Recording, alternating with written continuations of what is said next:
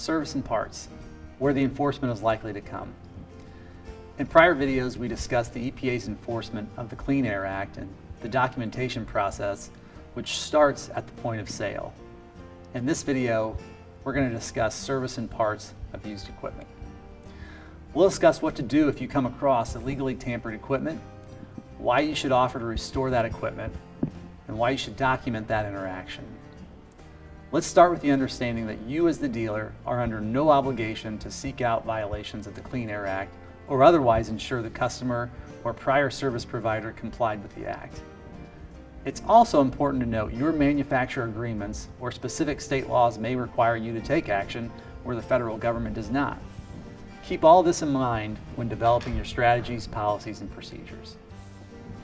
Working on a broken seal or fixing a flat tire may never require you to check emissions or any other safety feature. We are not suggesting you, the dealer, must go looking for violations for every piece of equipment that comes in. However, equipment that you sell or otherwise service could subject you to liability by virtue of your dealership being associated with tampered equipment or dangerous equipment. Let me make that clear.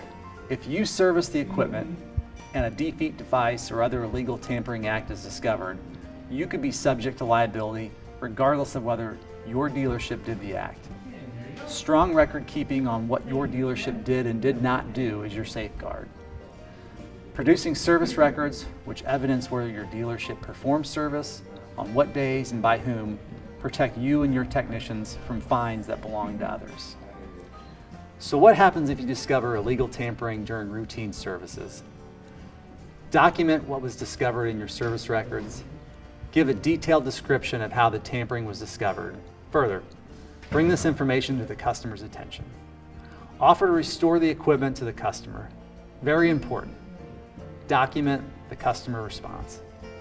Some manufacturers require you to restore the equipment, and you want to check with your manufacturer's representative. By creating clear records which were made at the time of the discovery, documenting all the parties involved, you protect yourself and your dealership.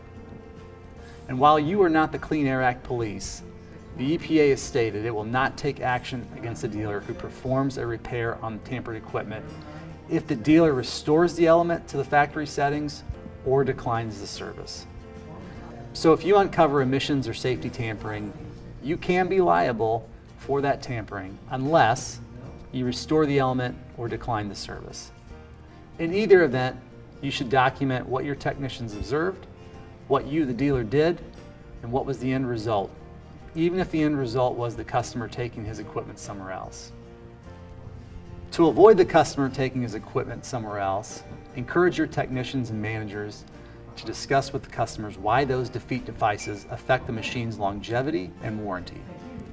While the customer may simply want more horsepower, the machine's life expectancy, fuel efficiency, among other aspects are reduced by illegally increasing that horsepower. These are all things that customers might not have even considered. The EPA has expressed it will not take action against those who report illegal tampering.